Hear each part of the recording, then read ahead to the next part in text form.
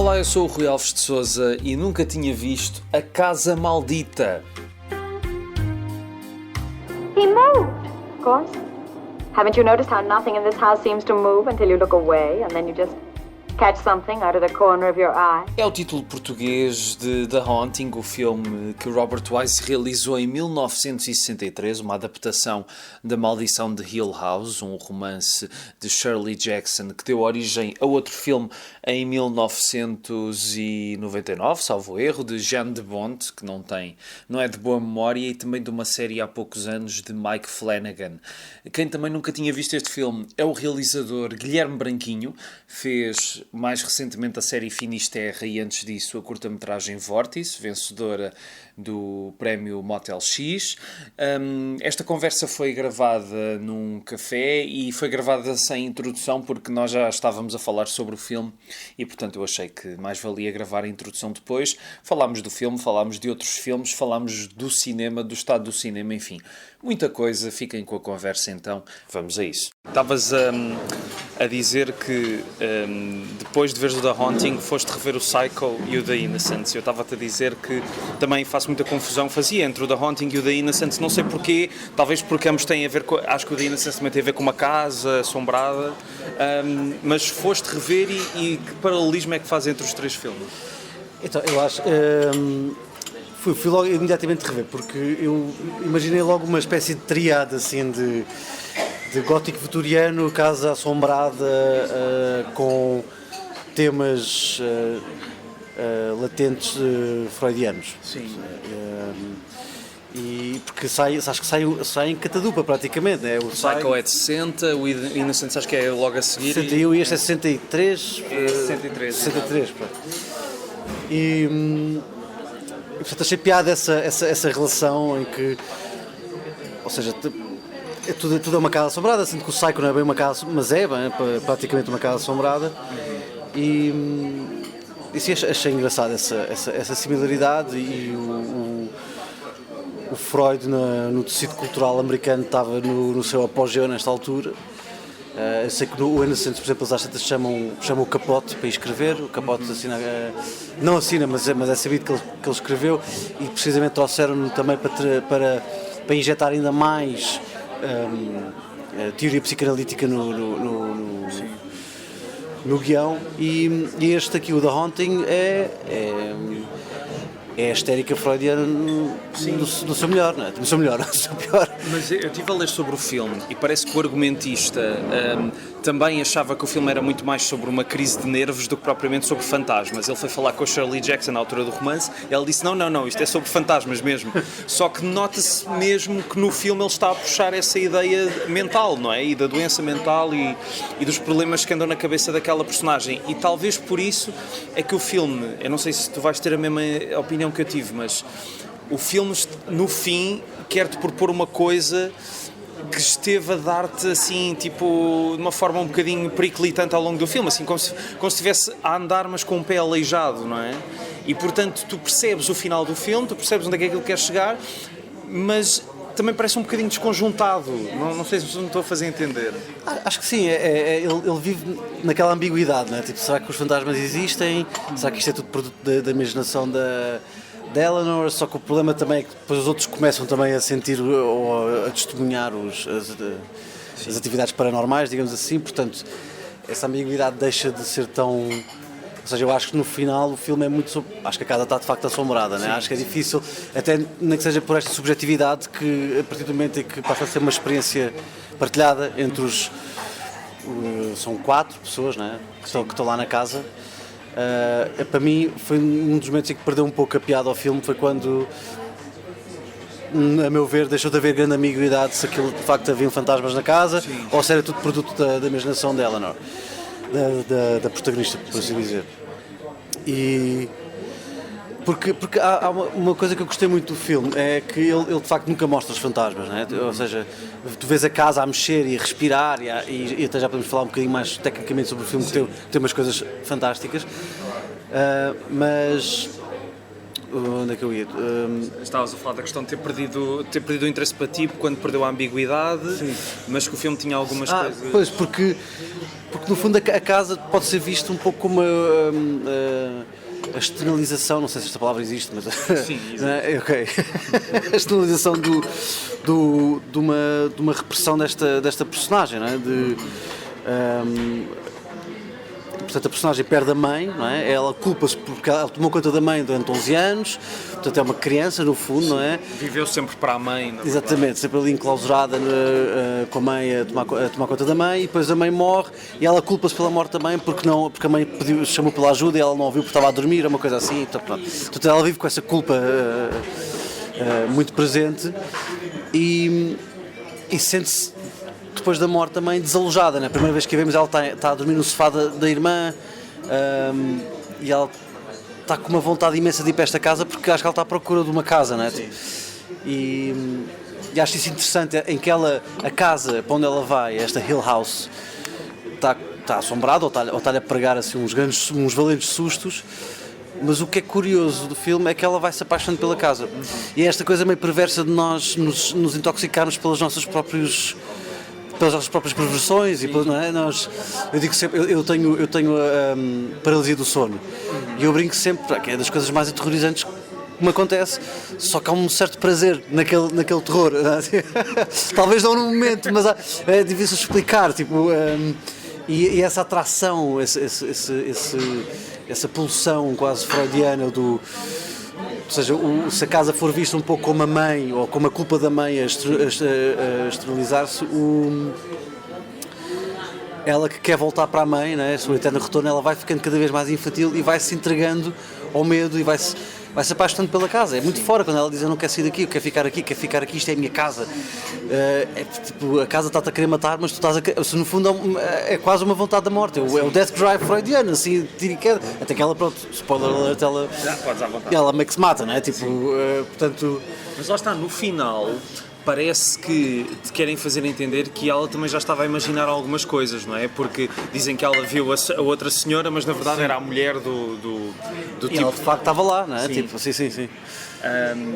Mas começando tu já a falar tanto do filme e até traçando tu esse paralelismo com o The Innocence e o Psycho, porquê é que ainda não tinhas visto este filme? Porque claramente me pareceu um filme que te interessaria, porque pronto, és uma pessoa que fez coisas com algum terror e etc e tal, e também muito com esta ideia da clausura contra o não estar fechado entre quatro paredes.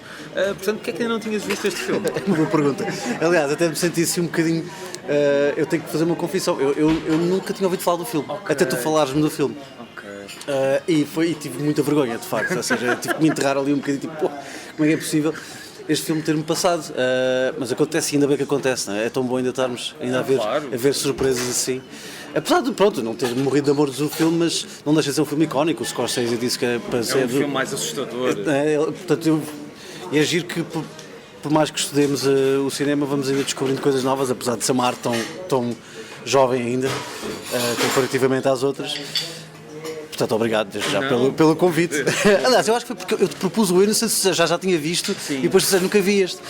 Engraçado. Porque é aquela coisa, estou sempre a associar os dois como se fosse uma parelha que, enfim, não tem nada a ver. Antes de falarmos das questões técnicas, porque acho que o filme tem coisas muito interessantes nesse ponto, como tu estavas a dizer, a outra personagem feminina deste filme, para mim, é muito peculiar, porque eu não li o romance da Shirley Jackson, também não. Mas pelo que percebi, eu estava a ver o filme e senti, esta personagem está claramente a atirar-se a ela. Completamente. Há um undertone, há uma camada...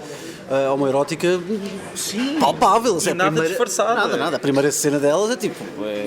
ok, vão para a cama, né? Tipo, e depois... Há aquele personagem que eu pensava que ia ser... O filme abre de uma maneira curiosa, que é uma voz off, né? Que no fundo, para quem nos está a ouvir... há uma casa que supostamente está assombrada, há um mito onde as pessoas que iam lá viver iam todas morrendo, pronto. E depois aparece este homem, que agora esqueço o nome, também não me posso dar o nome dele, mas que é um estudioso do sobrenatural, então ele propõe fazer uma experiência de reunir algumas pessoas nesta casa para tentar provar a existência do sobrenatural. Corrijo-me se eu estiver enganado, mas é basicamente isso. Sim. Ele reúne 3 pessoas, uma delas é a Eleanor, que é no fundo a protagonista, porque ela teve Ela teve basicamente uma cena de Carrie, não é? Exato. A questão da chuva de pedras durante 3 dias em casa dela. Eu confesso que eu não percebi muito bem, mas é isso, não é? Tipo, eu sei que saiu no jornal, então este tipo do sobrenatural sabia dela e tu convida, depois convida esta outra, que é a tal love interest meio problemática, Tio, não é? Sim, que tinha poderes telecinéticos também. algo Exatamente, já tinha poderes telecinéticos. E depois o outro rapaz, que é um personagem que eu até gostei, que é o que vai herdar a casa, que acha que aquilo é tudo balelas e que está só a querer vender a casa para fazer uma fortuna. Agora voltei a perder o meu... Estavas a falar das personagens, estavas a falar do tipo que convida estas personagens para irem lá para a casa. Depois não sei onde é que tu querias chegar com isto, mas basicamente foi o que tu disseste. Também não. Oh caraças, depois também... Estavas a explicar um bocadinho da história, não é? Sim. Mas não sei mesmo. Exato, porque depois estávamos a falar da relação homoerótica ou do undertone homoerótico entre as duas, não é? Entre as duas convidadas, no fundo. Que depois também torna-se muito evidente quando o homem que as convidou, que está lá, não é? Que é o professor, digamos assim, também se começa a aproximar. Há uma cena que ele fica meio próximo da Eleanor e a outra tem um ataque de ciúmes. Sim. É tipo assim, e portanto, ou seja, não é nada subtil. Depois também fui ler um pouco sobre o filme e eles falam sobre a subtileza da cena homoerótica entre as duas. E a subtileza não é essa, tipo, aquilo é Para nós hoje é muito evidente. Muito evidente. Esse personagem, por acaso, foi das coisas que menos... O gajo está sempre a explicar, mano. Ele senta-se até, porque o sobrenatural isto, um poltergeist, é isto, não sei. É o tipo de personagem que há muito num certo cinema de terror dos anos 50, 60, que é a personagem que tem de estar sempre a explicar alguma coisa.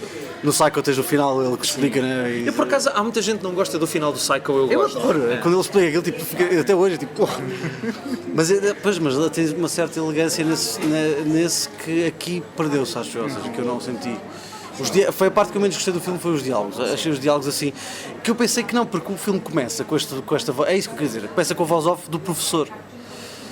Que ele começa a contar a história da Hill House e depois ele aparece. E eu estava a achar piada ao estilo da voz off, que era muito descontraído. Ele estava quase meio a rir-se dos eventos. Ele está a contar a maneira como as pessoas morreram. Não é que ele está a rir, mas ele está a levar aquilo assim meio numa leviandade que eu achei curioso. Mas depois, não sei, perdi o interesse naquele personagem. Sim, percebo isso. Falando este filme é do Robert Wise, que é um gajo que eu acho que é muito peculiar, porque a carreira dele teve várias fases, várias coisas, quer dizer, ele parece que estava a tentar falar com o seu tempo, porque ele começa como montador e há uma história infame de que foi ele que montou o Magnificent Ambersons e refilmou um final feliz para o Magnificent Ambersons do Orson Welles, e o Orson Welles nunca lhe perdoou, mas depois disso ele assumiu-se como realizador, fez alguns filmes no ar, fez musicais como Música no Coração, West Side Story, e depois tem ali uma fase em que faz ficção científica, o Star Trek, faz o Andromeda Strain, e antes disso faz um filme de terror como este, ou de algum terror. Sim. E a questão é que podia ser só tipo um gajo que estava a fazer os projetos que lhe calhavam, mas neste filme tu percebes que ele, além de se interessar por aquilo que está a filmar, o gajo também põe uma estética e uma montagem muito própria para criar emoções em nós, não é? Claro, eu concordo, sim. Eu acho que ele vê-se perfeitamente onde é que ele foi beber, não é? Ou seja, onde é que ele foi... Quer dizer, não quero reduzi-lo a isso, mas vê-se muita influência do Wells nele,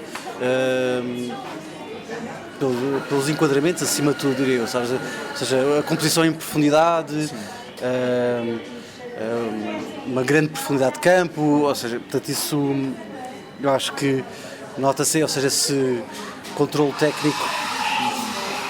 Volto a dizer, não quero retirar-lhe o mérito, mas acho que dá para perceber uma certa descendência, né, de onde é que ele veio. E tecnicamente o filme tem umas coisas maravilhosas. Uma das coisas que eu gosto muito do filme é que ele de facto brinca muito com esta ideia da subjetividade. Portanto, nós estamos muitas vezes a cortar entre planos objetivos e subjetivos, e a maneira como ele faz a subjetividade, tanto o uso de fichais, que eu não me lembro de ver fichais tão antigos, assim, em filmes tão também não, tão por antigos, acaso, sabes? O uso de som, mas especialmente a maneira como a câmera se mexe. Eu estou-me a lembrar agora de duas cenas em particular. A primeira cena em que ela ouve, em que ela começa a ouvir os sons e vai para o quarto da outra. Sim. e começamos a ouvir o som, e a câmara está assim à procura de onde é que veio o som, a fazer panorâmica de esquerda para a direita, com os crash zooms. Achei isso muito fixe. É sempre difícil dizer inovador, porque eu não vi todos os filmes antes disso, mas pareceu-me ser. Pelo menos no contexto do cinema americano daquela época, acho que era muito invulgar. Também acho que sim, diria que sim. E depois, para mim, a grande cena é a mesma cena das escadas no final. Essa cena é incrível. A maneira como. Ou seja, ela está a subir umas escadas em caracol muito apertadas que estão prestes a ceder, e a câmera vai cortando entre o plano objetivo dela a subir e o ponto de vista dela a subir as escadinhas. Eu fiquei mesmo a pensar, como é que eles enfiaram aquela câmera? Acho que é uma Panavision, umas câmeras gigantescas, porque aquilo não é fácil, não é nada fácil, e é muito, está feito de uma maneira muito hábil. E no fim dessa cena tens um jumpscare, e eu caguei-me todo, e tu cagaste todo com um filme de 63. Curiosamente eu fui ver assim, o início o primeiro episódio da série, de agora da Netflix, Mike Flanagan. Que esse eu estou-me a borrar a cada segundo, estás a ver? Tipo, não sei se é melhor, mas é um terror de feira popular, digamos assim, não sem desprimor, mas tem um bocado esse tipo de terror, enquanto que o terror do Robert Wise ou pelo menos ambiciona ser um terror muito mais sofisticado, não é? Ou seja, psicológico, não é? Mas mesmo assim conseguiu-me pregar ali um susto no final. É muito engraçado o Robert Wise, porque eu agora estava a pensar muito no filme que ele fez do Star Trek, que é o primeiro. O filme, para já deve ser ótimo, visto com uma ganza, deve ser incrível, porque o filme é muito... O filme está maravilhado consigo próprio, ou seja, tu sentes que o gajo teve um prazer enorme a filmar as naves durante imenso tempo. Não, eu também vi há muito pouco tempo. Mas foi daquelas experiências que eu fiquei, este gajo está a tentar fazer uma espécie de 2001, porque aquele foi 69 ou 70, e está claro, mas não tem nada a ver, por exemplo, com o The Haunting, em nível de ritmo.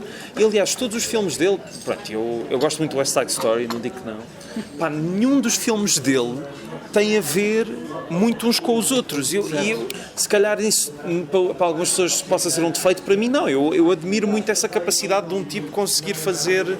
Por exemplo, estavas a falar da série do Mike Flanagan. Esse gajo está claramente ali a explorar um filão de terror em que está a percorrer todos os clássicos. Fez a sequela do Shining, fez o Haunting of Hill House, fez outra também, A Queda da Casa de Usher, do Edgar Allan Poe. Portanto, ele está a percorrer os clássicos todos. Portanto, está-se a focar muito numa cena. E o Robert Wise tinha esta coisa de ir-se adaptando. É eclético. É impressionante. Acho que também...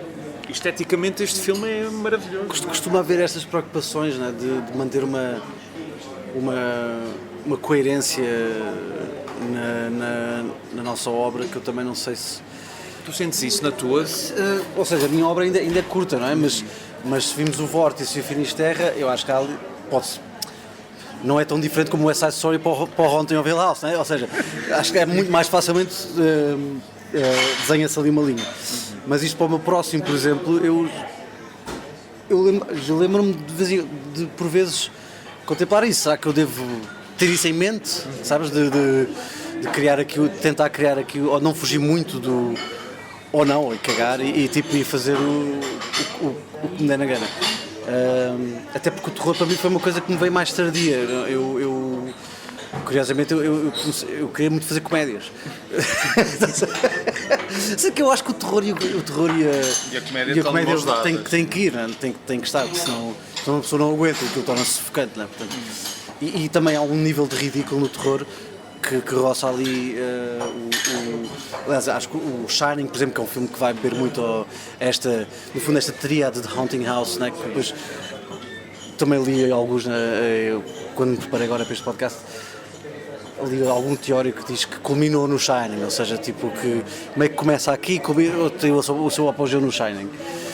Mas tu tiras, há uns momentos do Shining que são absolutamente hilariantes, né? Aquelas caretas que o a vozinha que o miúdo faz, para mim, põe-me sempre a rir. Olha, quando ele morre congelado no final, aquela que assim, umas coisas. Dá para pôr a música dos Looney Tunes. Exatamente. Portanto, se provavelmente os maiores filmes de terror de todos os tempos pode ser ridículo, acho que a comédia e o terror vão. Certamente. E eu acho mesmo que o terror é tipo, é provavelmente eu digo isto um bocado a brincar, mas não sei se não é o género essencial do cinema, né? Porque se o primeiro filme exibido numa sala de cinema na história foi de um comboio que fez toda a gente fugir de medo do coisa, ou seja, é um filme de terror, né? Portanto, meio que o cinema nasce com essa coisa do terror. E isto para dizer, voltando à coisa da preocupação da coerência da obra, o terror foi uma coisa que me veio muito mais tarde na minha vida enquanto cinéfilo, e não sei se eventualmente para o futuro não gostaria de voltar às raízes da comédia. Mas Espero que sim, nós precisamos de comédia. também. Como é que surge então o terror? Disseste que foi mais tarde, como é que foi? Foi com algum filme em particular? Ou... Eu acho que o Innocence foi o primeiro filme de terror que eu pensei, foda-se, isto é do caralho. E na altura eu estava muito debruçado sobre a teoria freudiana, porque nós no cinema usamos muito Freud e o Lacan para analisar. Eu imagino que hoje em dia na psicologia já sejam um pouco ultrapassados, mas eu na faculdade, especialmente quando eu tirei o mestrado de Cinema e Filosofia, nós estávamos sempre a recorrer a eles para ajudar a interpretar certos textos, e o Innocence foi assim uma grande... Já era mestrado, portanto eu já tinha estudado, já tinha feito o bacharelado, portanto já estava no mestrado, e foi assim, porque eu tenho medo mesmo, estás a ver? Mas aquilo, de repente, no Innocence é um tipo de terror que não tenho que esconder a cara, tapar os olhos. Por exemplo, o The Haunting do Mike Flanagan, eu não fogo, aquele primeiro episódio, acho que metade do episódio eu estava com os olhos fechados. Esse tipo de terror não é muito da minha praia. Porque eu não vejo o filme, não é? Mas sim. Voltando aqui ao The Haunting, também há uma coisa muito engraçada, é que o Russ Tamblyn, que faz aquela personagem do tipo que só quer transformar a casa numa discoteca, não sei o quê, ele, além de entrar também no West Side Story, ele entra no Twin Peaks, e depois há esta coisa... Sim, aquele é no Twin Peaks. Ele é aquele gajo com os óculos coloridos, com barba, não me lembro da personagem, e o gajo que tem aquela propriedade, aquele hotel... também entrou no West Side Story. Portanto, o David Lynch foi buscar atores do West Side Story para fazer o Twin Peaks. Acho piada a isso. Há bocado esqueci-me de dizer que outro filme de ficção científica que o Robert Wise fez até bem antes deste é O Dia em que a Terra Parou. Pois. E que também nunca vi. É muito interessante, por acaso. Apesar de ser muito do seu tempo, eu lembro-me pelo menos a mensagem de um alienígena que vem cá sem qualquer intenção malévola, mas a forma como as pessoas reagem àquilo, acho que a mensagem do filme está bastante... Uma premissa inteligente, ele vem cá com uma mensagem de paz, não é? Tipo, olha, vocês param a violência, isto vai dar merda, e os humanos, tipo, foda-se, tipo, okay. Não nos diz o que é que podemos fazer ou não. E pronto, é isso. Acho que este filme é genial a nível visual. De facto, tem um preto e branco com um contraste incrível, não é? Quando a casa começa a respirar, essa cena, quando aí eu tive algum medo, muito bonito aquilo, em que a porta começa a mexer. Foda-se, fiquei assim mesmo. Deus, é muito giro. Eu gostei, sim, a fotografia é espetacular, os enquadramentos, sim. Está sempre a usar Dutch angles, tipo, é giro. E a banda sonora também tem aqui um papel muito importante. Mas sabes que eu fiquei ainda a pensar nessa ideia de tu queres fazer comédias, porque acho isso curioso. Portanto, não deixaste isso de fora. O filme que eu lembro de ter saído de uma sessão de cinema e ter dito, ok, vou estudar cinema, e se eu te contar o filme vais-te rir, mas foi o Burn After Reading dos Coen. Que eu acho que é o melhor filme sobre nada alguma vez feito, é absolutamente genial. Por acaso é um dos filmes dos Coen que eu não vi, dos poucos que eu não vi. Eu sei, tenho de ver. Que é um filme que na altura eu acho que passou um bocado despercebido, mas ganhou um culto incrível. É super subvalorizado, literalmente é o melhor filme sobre absolutamente nada que eu já vi. Sim, não sei se há muitos sobre nada, mas pronto. E eu lembro de ter sido da sala de cinema e ter dito, ok, foda-se, é isto que eu quero fazer. Aquele nihilismo dos Coen foi assim o humor nihilístico dos Coen foi assim o que me impulsionou muito para ir fazer. Durante muitos anos o meu filme favorito era o Grande Lebowski, estás a ver? Portanto, E não sei se não fui ficando um bocadinho mais sério, não sei se foi isso. Mas o terror foi uma maneira de tu conseguires desenvolver trabalho que não estavas a conseguir na comédia, também de alguma forma, não? Não foi nada estratégico. Eu acho que eu escrevi o Vórtice, que tem essa componente. Eu sou uma pessoa muito paranoica também, e o Vórtice é basicamente uma trip paranoica, não é? E aquilo surgiu, tive aquela ideia e depois foi acontecendo, não foi assim nada de... Sei, eu acho que foi mais tarde quando eu comecei a mergulhar mais na psicanálise e nesta ideia do passado enquanto entidade que está viva. Isso é uma coisa que me agrada muito. Eu adoro história, adoro história. Aliás, eu lembro quando era criança eu queria ser historiador, queria ser tipo das coisas mais estranhas de uma criança querer ser. Mas, então, para mim eu adoro a ideia de uma história viva, de um passado vivo, que no fundo o fantasma não é nada mais, nada menos do que a materialização de um passado vivo, não é? Ou de um passado não morto. E portanto, quando eu fui aprofundando um pouco os meus estudos académicos, do mestrado da filosofia e tal, acho que fui aprofundando um bocadinho mais esse meu interesse e falar sobre coisas como o Eterno Retorno, o Death Drive, essas coisas começaram a atrair bastante, de maneira como nós lidamos com traumas e como é que isso pode se manifestar narrativamente, não é? Mas que eu acho que também existe um elemento cómico no meio disso tudo, sabes? Tipo, muito escuro. As pessoas às vezes descrevem como escuro, pronto.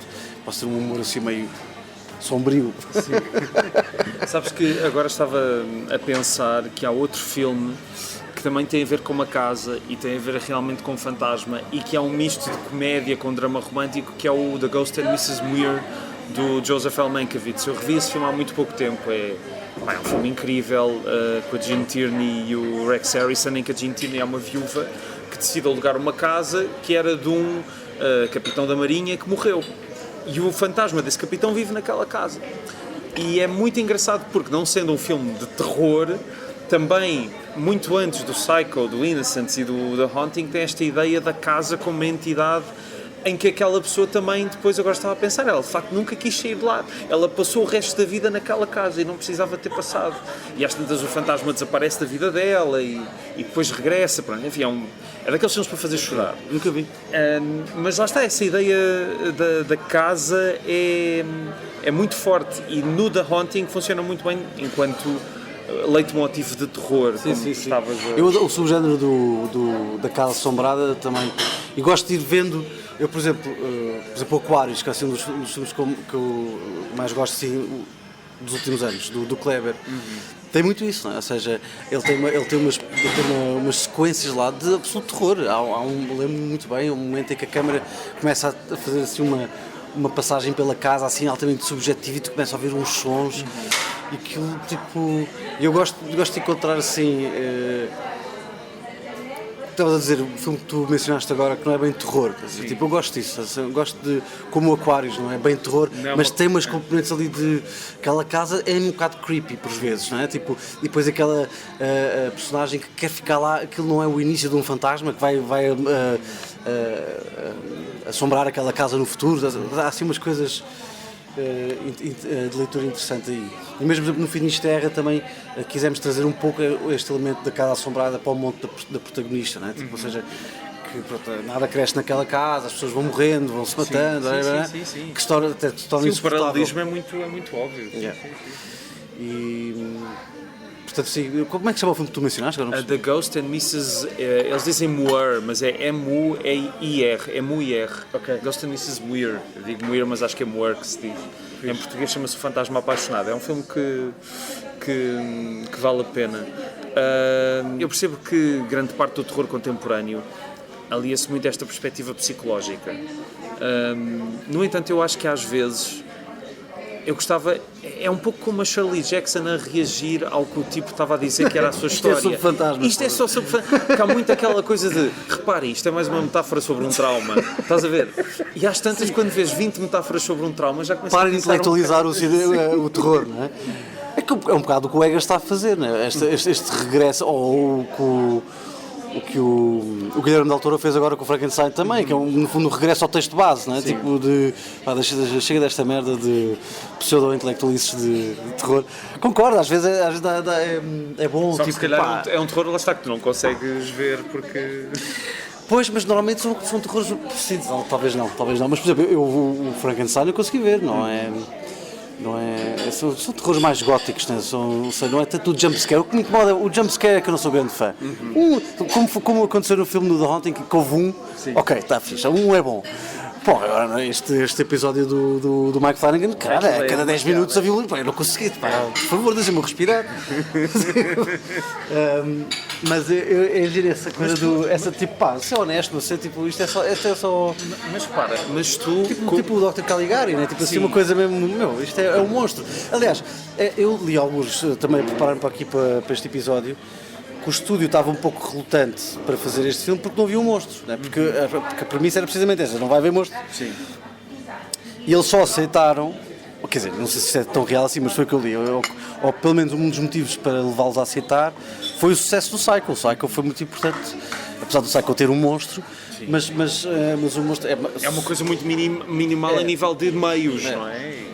O Psycho foi importante para dar esta confiança, estes diz que o terror pode ser uma coisa um bocadinho mais sofisticada, mas eu estou contigo, tipo... Onde é que... Ora, o Sinners foi muito isso. Isto é vampiros, tipo, não há cá merda, vampiros a dançar tap dancing, tipo, é incrível essa merda.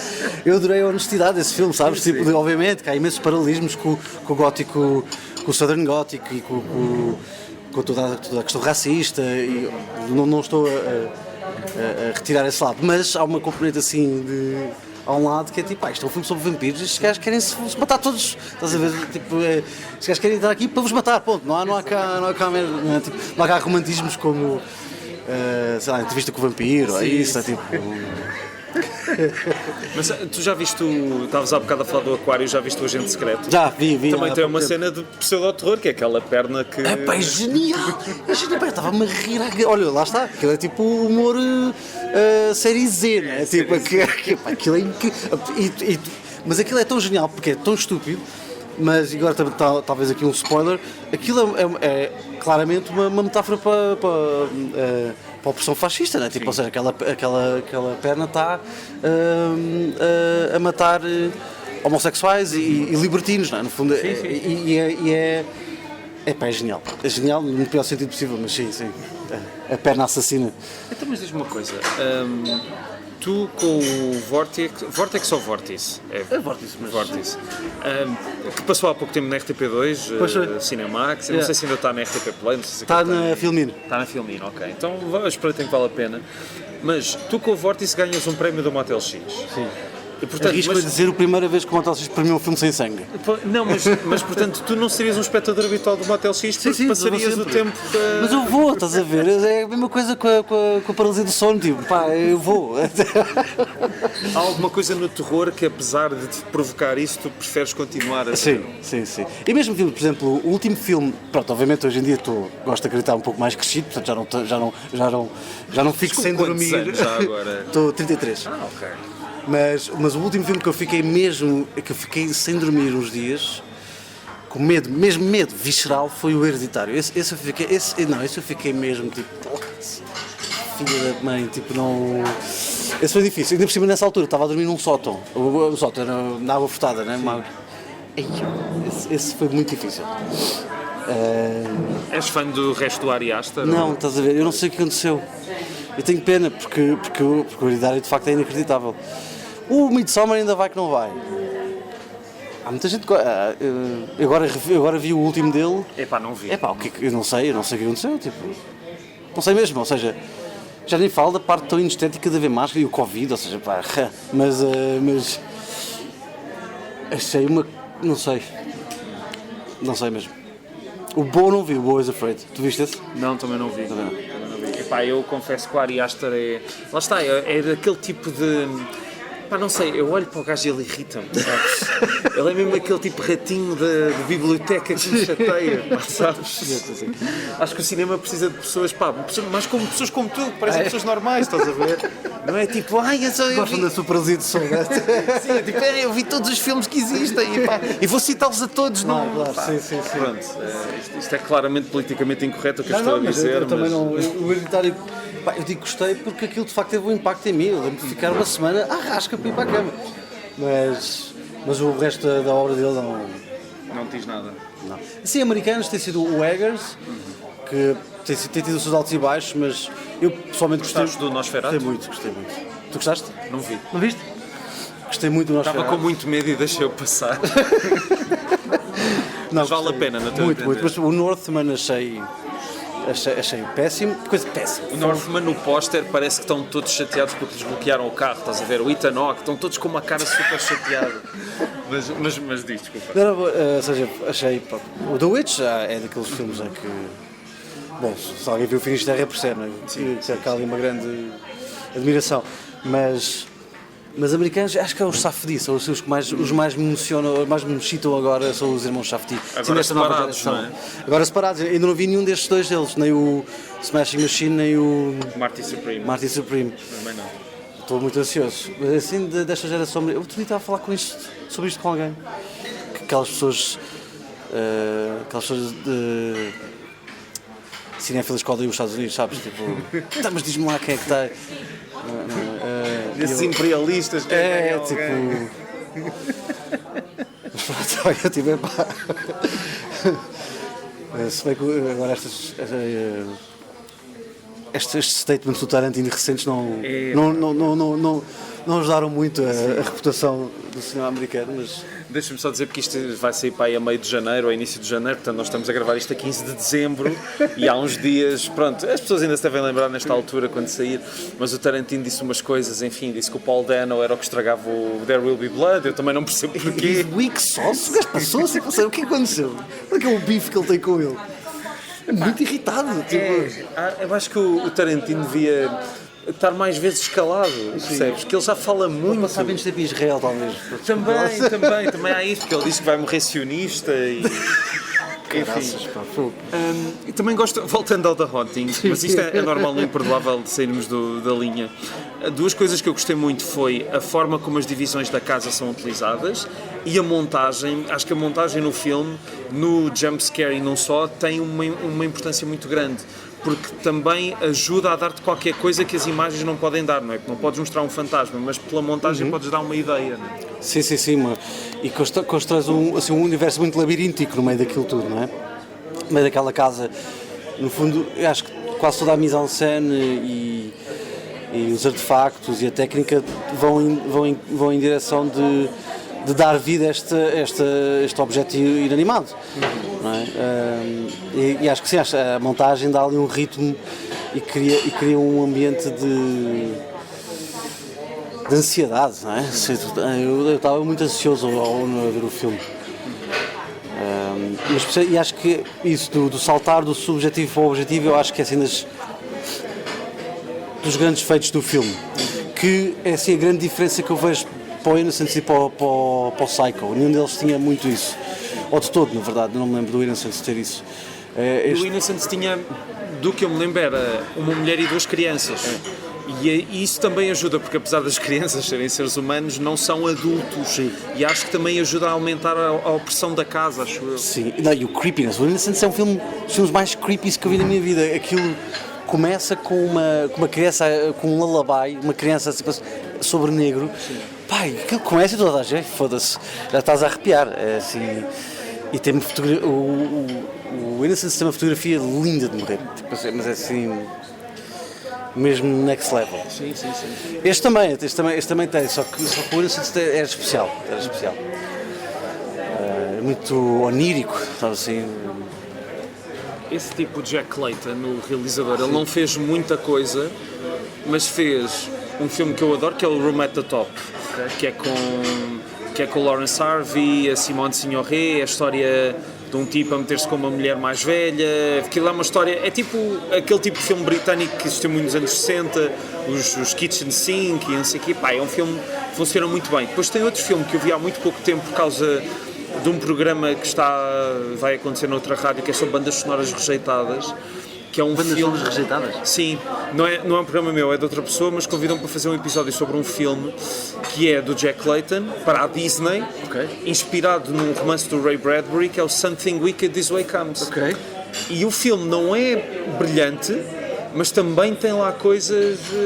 Só que é um filme de um período da Disney bué da estranho, que é os anos 80, em que a Disney queria fazer coisas super dark e super sérias, e fez o Tron, fez assim uma série, fez um filme de animação que me traumatizou quando era puto, que era o Tarém e o Caldeirão Mágico, que é uma cena super violenta, com esqueletos e pessoas a morrer, e aquilo foi um flop gigantesco. E este filme também foi um flop porque tem muitos momentos de gore, mas é muito curioso o filme, é mesmo muito curioso. Pronto, vale a pena espreitar. Mas a banda sonora foi rejeitada, é isso? Era uma banda sonora de um francês, do Georges Delerue, que foi rejeitada, e puseram uma do James Horner, que tem coisas ótimas, mas mais tarde fez a banda sonora, por exemplo, do Comando e do Titanic. Portanto, como é que estás a ver um gajo fazer uma banda sonora para um filme de pseudo-terror que se passa no início do século XX, mas tem coisas que resultam, outras que não. E vocês têm acesso à banda sonora rejeitada? Está no YouTube e também foi lançada em CD e digitalmente. Ok. Mas isso vale a pena espreitar também. Pronto, olha, não sei se em relação ao The Haunting tens mais alguma coisa a dizer. Há esta coisa de facto do filme não estar sempre lá em cima, não é? Ter alguns desequilíbrios. Eu concordo contigo, às vezes quando há muita conversa aquilo perde-se um pouco, principalmente quando não é as dinâmicas entre as personagens, mas eles estarem a falar sobre o que se está a passar. Mas no fim fica uma experiência muito forte. Eu acho que é super recomendável. E foi um prazer descobrir o filme. Acho que o filme tem coisas, volto a dizer, acho que esses 2 set pieces para mim são extraordinários. A primeira vez que elas são invadidas, que elas são atacadas, digamos assim, pelos espíritos, e que elas estão na cama, estão as duas, e é impossível tu não fazeres este paralelo de será que isto são elas a encontrar qualquer desculpa possível para não comerem-se ali, estás a ver? Então, tipo, tudo é uma desculpa para não se comerem. Então elas são as duas deitadas na cama e estão tipo, a olhar para nada, né? Tipo, para sons que não existem e estão a imaginar pessoas fora do quarto, enfim. E essa cena está super bem montada, super bem montada. Deixa-te mesmo ansioso. E depois a cena da escada, essa cena quando ela se entrega à sua culpa, né? No fundo ela diz, ok, tipo, mãe, vou voltar, né? Estou contigo outra vez, tipo... E literalmente volta, não é? Ou seja, no fundo é tipo, ela é uma incapacidade de crescer, não é? No fundo é a cena do Édipo, lá do Freud, ou seja, é tão on your face que também é engraçado ver por isso, não é? Tipo, se uma pessoa tiver o mínimo de conhecimento, todos temos, não é? Porque o Freud, entretanto, já permeou a nossa cultura. Se estiveres a ver o filme sabendo que eles estavam a querer dialogar com esses conceitos, é giro porque é mesmo não é? Tipo, e claramente o professor é claramente o terapeuta que está a tentar resolver os traumas dela em particular, e a casa é o inconsciente ali tipo a pulsar. Sim, é que para mim também é muito evidente que o filme queira falar disso, mas acho muita piada que a própria autora não isso quisesse. É genial. Mas é curioso que ela é mulher, e no fundo são os homens, quem escreveu acho que os autores é tudo homem. Exatamente. E os homens é que tinham assim, não, porque tem que haver uma razão, não, é só foda-se, porque é só fantasmas, deixa lá essa merda. Tu há bocado disseste que fizeste um mestrado em cinema e filosofia. Sim. Porquê é que quiseste fazer sobre cinema e filosofia na altura? Era por causa de já estavas a ler coisas do Freud e do Lacan e assim ou não? Sim, ou seja, na adolescência, como qualquer um, assim, descobri Nietzsche, Freud, né? Tipo, e sempre me interessei por isso. Mas a grande razão por esse mestrado foi que eu acabei o curso o curso de cinema, e senti, apesar de ter sido inacreditável e ter sido 3 anos mergulhados em cinema e a escola era fantástica, sem reclamação nenhuma, mas senti eu sempre gostei de marrar, sempre fui um bocado nerd, sempre gostei de ler, pronto, no curso de cinema era muito prático, que normalmente é o que as pessoas procuram, e eu também, na verdade, mas Mas eu gosto muito disto que estamos a falar, gosto muito de falar sobre cinema, gosto muito de ler sobre cinema, gosto de... E também de falar de outras coisas para além do cinema, não é? E essa constelação de temas, não é? Yeah. E acho que tudo se dialoga. Então eu acho que acabo o curso e fico... Senti que o meu percurso académico ainda não estava preenchido. Então comecei a querer escrever e eu sei que isto vai parecer um bocado pretencioso, mas que se lixe. Eu estava à procura de um curso, ou procurava um curso que pretendia ensinar-me como escrever, ou um curso que pretendia ensinar-me o que escrever. E eu escolhi, pensei que podia ser mais interessante procurar alguma coisa que me desse um bocadinho mais de conteúdo do que a forma. Sim.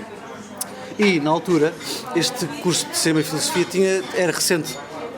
Tinha só 5 ou 10 anos, ou lá o que é. E saiu um pouco como uma resposta ao curso de Teoria do Cinema Clássico. Teoria do Cinema, não é? Sim. Tradicional. Para fugir, para não se basear só nos Bazins e nos Deleuze, ou seja, em pessoas que escreveram diretamente sobre a imagem e movimento. Então, por exemplo, e depois era muito autodidata, portanto tu escolhias um percurso. Eu escolhi o percurso da psicanálise, mas o meu grande amigo lá do curso mergulhou na fenomenologia do espírito do Hegel. Portanto, tu utilizavas a ideia é utilizar o cinema para interpretar textos filosóficos. A ideia era essa por trás do curso. Foi muito fixe. Mas estavas a dizer em relação à licenciatura, e tal, foram 3 anos mas foi uma boa experiência no fundo? Foi uma experiência excelente, só que... Faltava-te qualquer coisa? Eu não quero desencorajar as pessoas de irem estudar cinema, acho que devem estudar e hoje quando eu procuro, para mim, eu pergunto sempre, eu quando comecei a trabalhar na área ninguém perguntava se eu tinha estudado cinema. Eu, quando chamo pessoas mais novas do que eu, pergunto sempre, não que vá, mas por curiosidade, tipo... Inclusive, acabei de estar com uma pessoa que está a estagiar numa produtora e ele não estudou cinema, ele estudou outra coisa, acho que foi filosofia também. Deixa piada, tipo, ou seja, portanto, não quero desencorajar as pessoas de estudar cinema, mas eu tenho um pouco cético assim, em relação a... Será que cinema é de facto um curso superior académico, sabe assim? Terá, ou seja, a longevidade de uma filosofia, estás a ver? E era mais por isso, porque acho que o cinema também pode ser muito autodidata, então hoje em dia ainda por cima, não é? A grande vantagem daquela escola é que era uma escola que tinha... Era a Escola Superior de Teatro e Cinema? Não, era a University of Westminster em Londres e tinha grandes facilities, né? tinha grandes instalações... Sim, tinhas meios, tinhas muitos meios. Que era uma das grandes atrações daquela escola, mas curiosamente foi a parte que menos me seduziu, sabes? Tipo, as partes mais me cativaram eram as aulas teóricas e depois conversar com os meus amigos sobre os filmes, escrever os ensaios. E essa veia ensaísta já perdeste ou ainda gostavas? Já perdi, infelizmente. Até porque acho que nunca fui muito bom. Eu gostava, mas gostava no sentido de querer pôr em prática, não é? Não, há pessoas muito mais hábeis do que eu a escrever ensaios sobre cinema e deixo isso para eles e elas. Portanto, mas gosto imenso, ainda leio. Sim. Além de que tu estavas a questionar a questão da legitimidade do curso de cinema, a mim o que me faz mais confusão é, por exemplo, eu estava a pensar que um filme como o The Haunting eu adorava ter visto num ecrã grande, acho que o filme teria um impacto maior. E hoje em dia o que é o cinema, não é? O que é que esta malta mais nova que nós, porque tu és de 92? Eu sou de 95, sou 3 anos mais novo que tu, e o que é que esta malta mais nova que nós, que se calhar até já nem vai ao cinema, o que é que para eles é o cinema, não é? E de repente... O que é um curso de cinema se as pessoas já nem sabem bem o que é o cinema ou o que é que estão a fazer, não é? E portanto mais ainda se torna incerta a coisa de... Enfim. Sim. Quer dizer, eu acho que o curso de cinema é o curso é mais uma cena de audiovisual no seu todo? Pois, acho que sim. Chamemos-lo de cinema porque tem um bocadinho mais... legitimidade. Exato, ou de flair. Mas de facto é uma pena, não é? O que está a acontecer. Por exemplo, o Agente Secreto eu vi numa sala em São Paulo uma sala super fixe, assim uma coisa mais boutique, não é? Tipo, eu acho que o cinema está-se a encaminhar um bocadinho para aí. Eu acho que o cinema, digamos, mais de autor, ou sei que isso ainda existe, mas assim, o cinema um bocadinho mais exigente, eu não sei se ele realmente está fragilizado com o que está a acontecer do cinema, não, sabes? Porque não sei, é uma coisa tão paralela. Sim. Não sei se... Mas é que hoje em dia qualquer coisa parece que é... Qualquer coisa que pareça minimamente exigente, de repente parece que já não leva ninguém, nem precisa de ser uma coisa... Eu não sei, o Agente Secreto levou imensa gente ao cinema. Pois, lá está. Portanto, eu acho que as pessoas ainda estão interessadas, eu acho que o que a mim parece-me que vai acabar é as grandes superfícies e tipo... os blockbusters, isso eu acho que não sei. Ou então é a única coisa que resta são esses fenómenos que aglutinam tudo, não é? E comem tudo e de repente aqueles filmes pequenos ou os filmes do meio, não é? Mas eu acho que mesmo esses que aglutinam, mesmo esses box office, digamos assim, eu acho que eles mais rapidamente vão desaparecer do circuito de cinema, né? E vão estar mesmo só restritos aos streamings, à televisão, porque eu acho que essas pessoas que vão ver esses filmes não vão ao cinema necessariamente porque gostam, ou seja, não vou tentar aqui a generalizar, mas não vão ao cinema porque sim, não é uma coisa que gostem de... Sim, que pensem muito sobre o assunto. Eu acho que se eles puderem ver aquilo em casa, estás a ver, não... Sim, grande parte do público que existiu ao longo da história no cinema era público que não tinha mais nada além do cinema, não é? Pois, e a luta do cinema em relação a outras formas já existe desde a televisão, praticamente. Isso, o cinema é uma arte popular, acima de tudo, e portanto, eu acho que é essa componente das massas que vai ditar o futuro do cinema. Portanto, se a grande maioria das pessoas passar a consumir só isto em casa, não sei se isso necessariamente... Ou seja, é triste para mim que gosto de ir à sala de cinema, mas no fundo o cinema nasce como um entretenimento de massas. Tipo, sim. Nasce no Nickelodeon, sabes? Tipo, ou seja, o pessoal ia pagar o Nickel para ir ver pessoas a cair e a tropeçar. Tipo, a essência do cinema está aí. Obviamente que depois evoluiu e podemos ter filmes com componentes mais sofisticadas, como o Agente Secreto, sei lá, e que atrai outro tipo de público. Mas eu continuo a achar que esse cinema não vai ser muito afetado por... acho eu, não é? Espero eu. Porque nunca competiu diretamente com aquilo, sabes? Tipo... E até é o que pode sobressair em relação a esse outro tipo de cinema maior. Eu diria que sim. Estás esperançoso, então? Eu acho que sim, tipo, acho que há certas coisas que, sei lá, porque eu pessoalmente adoro ir ao cinema, mas também adoro ver filmes em casa. Adoro ver filmes em casa, adoro ver filmes sozinho. Sim. Adoro ver filmes às 11 da manhã, sozinho, estás a ver, tipo, pá, eu percebo... Sim, eu confesso que vi o The Haunting às 11 da manhã. Pronto, pá, é que maravilhoso, estás a ver, portanto, quem sou eu para julgar? As pessoas não estão a ir ao cinema, pá, eu também não vou muitas vezes, sim, não é? Verdade, eu também não vou muitas vezes. E eu vejo... E há coisas que eu preferia não ter ido ver ao cinema, porque a sessão foi uma merda, ou porque... Outro dia estava num cinema icónico aqui da cidade de Lisboa, que não vou dizer por respeito, estava a chover dentro do cinema. Estava a pingar dentro do cinema. E eu fui dizer, olha, não sei se sabem, mas está a apanhar dentro da sala. Sim, nós sabemos. Ok, obrigado. Então não é estranho, está bem. Pronto, é um detalhe, é um evento singular, mas estás a ver, tipo, depois tu vais, depois as cadeiras são desconfortáveis, enfim. Sim. Eu tento sempre ir, não é? Tipo, aliás, o Agente Secreto foi uma experiência maravilhosa. Outra experiência maravilhosa que eu tive no cinema há pouco tempo foi aquele filme de terror, olha, falar em terror, fantástico, pá. O do Osgood Perkins? O Keeper? Não, a hora do aparecimento. Ou do desaparecimento. Weapons. Sim, Weapons, exatamente.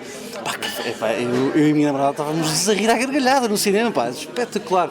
Foi lindo. Só que lá está, ao nosso lado estava um grupo de adolescentes e eu senti, deve ter sido as primeiras vezes que me senti mesmo velho, porque eles não foram lá ver o filme.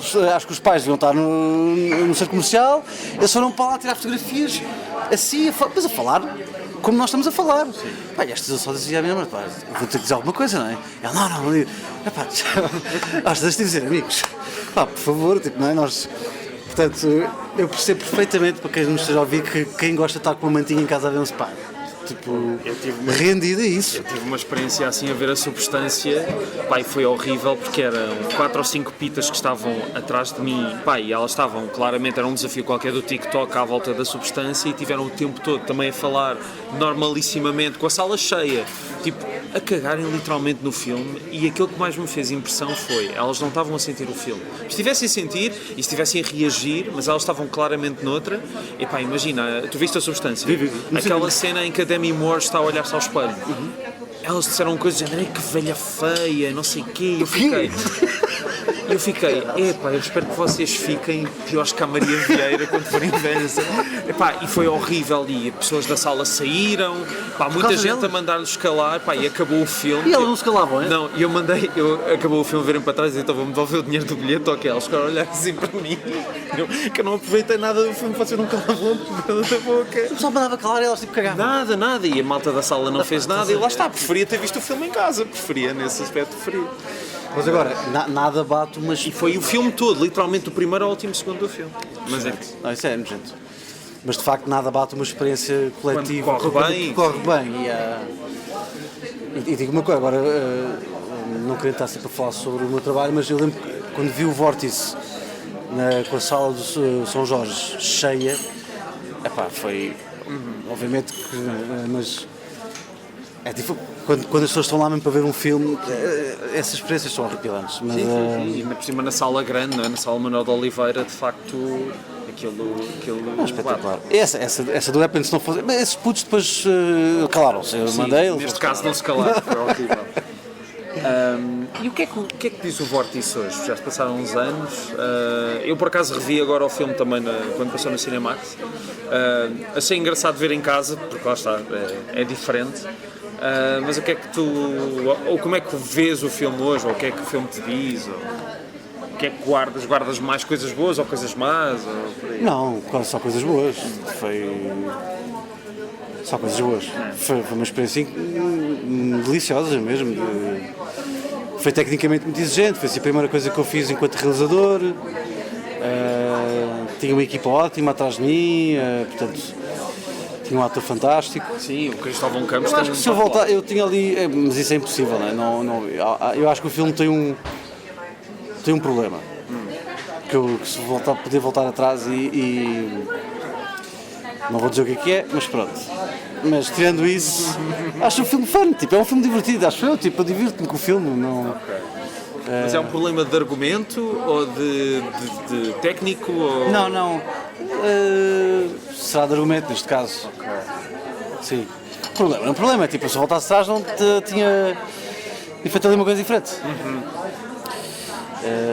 Eu depois quando acabarmos a gravação eu pergunto, porque eu tenho uma coisa para te perguntar em relação a isso. Não te vou incomodar mais, mas sempre que eu trago... Não. Sempre que trago uma pessoa nova ao Imperdoável, acabo com esta questão de o que é que tu achas desta ideia de imperdoável e se tens algum outro imperdoável que também gostasses de assumir aqui em público.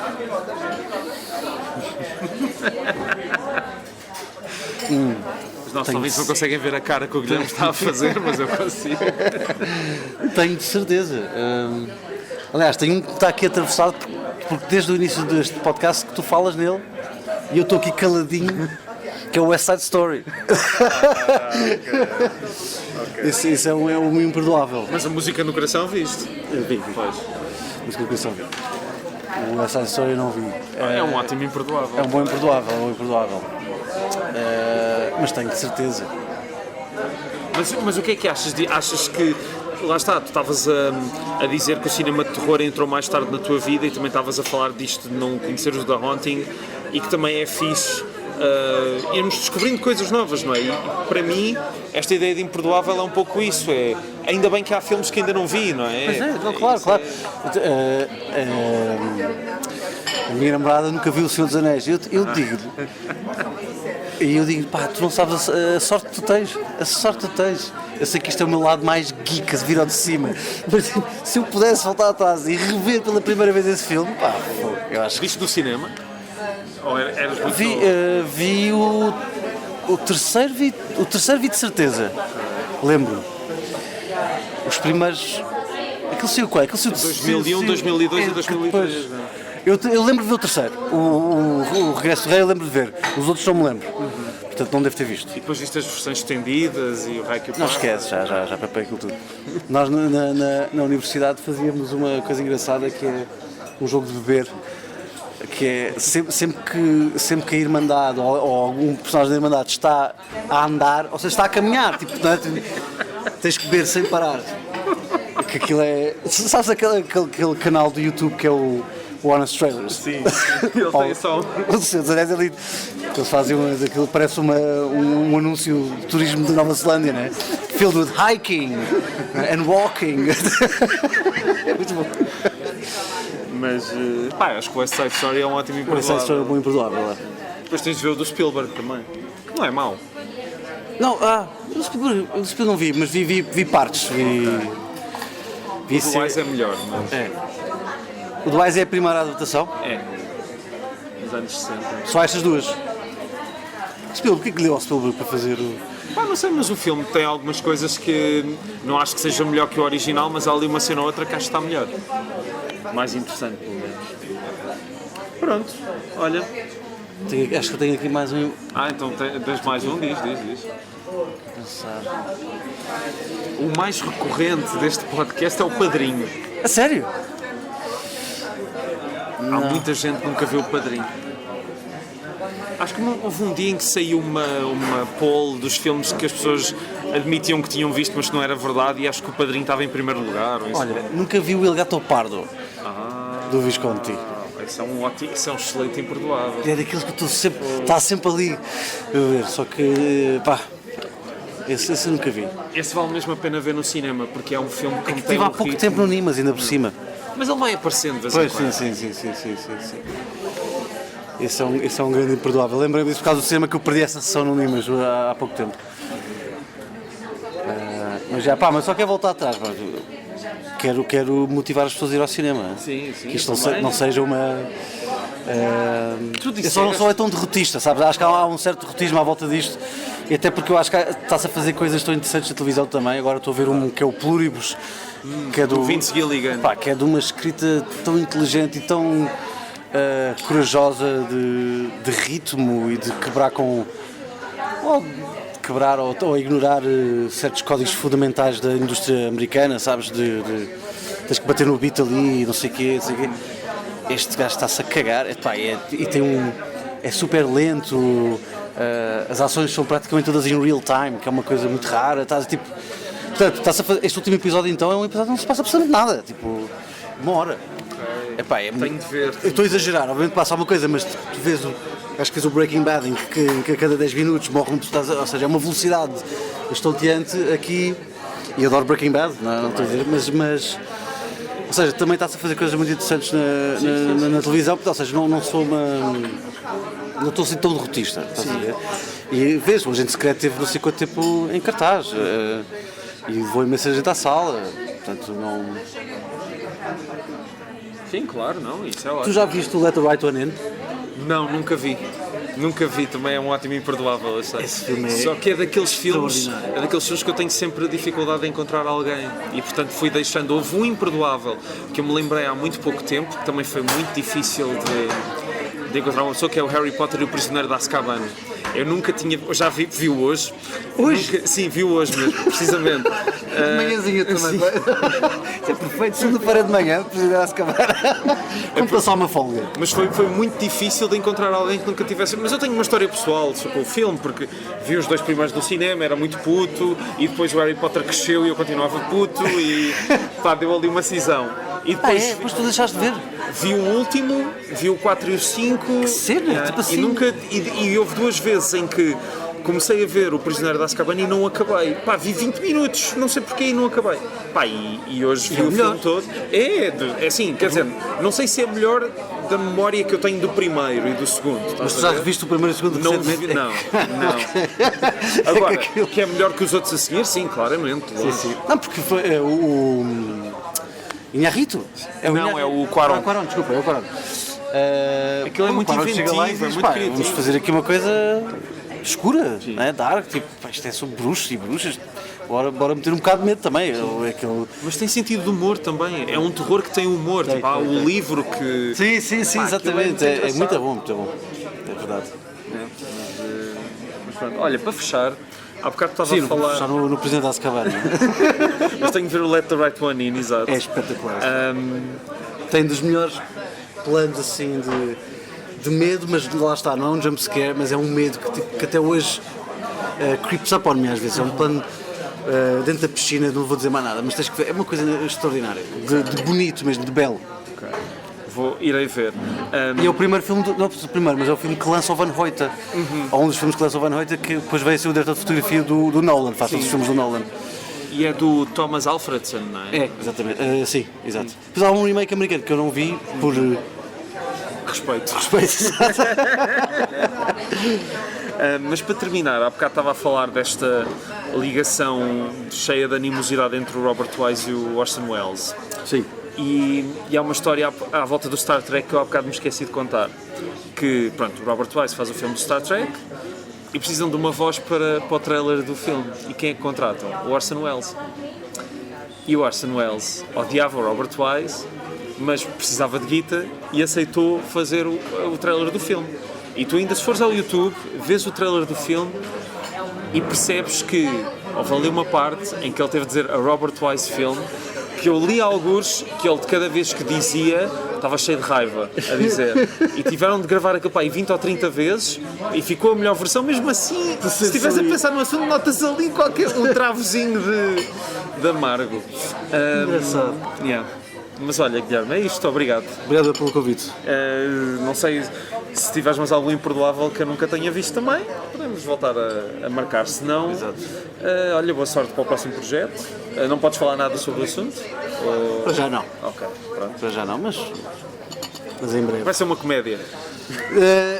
Tem traços de comédia, tem traços de comédia. Estou a ver se faço assim um sai do terror assim devagarinho. Já estás a sentir farto do terror? Não, estou a brincar, não estou a sentir nada de facto. Aliás, este guião que eu escrevi tem uma. Não é de terror, só que tem uma cena de terror. Eu fui ter com o produtor para apresentar a ideia e tal. E depois, quando ele leu o guião, disse que gostou do guião e tal, e disse pá, tinha de ser honesto contigo, eu não sou. Tipo, eu gostei. Eu estava, quando me contaste a história, estava cheio de medo, digamos assim, dessa cena de terror que eu não ia gostar, pá, e foi a cena que eu mais gostei. Portanto, eu, sério, só uma cena de terror no filme, e é a cena que mais gosto. E estás a ver, tipo, está a chamar por mim aquilo, estás a ver? Olha, espero que consigas libertar então. Mas voltaremos, eu gostei desta conversa, é bom. Obrigado.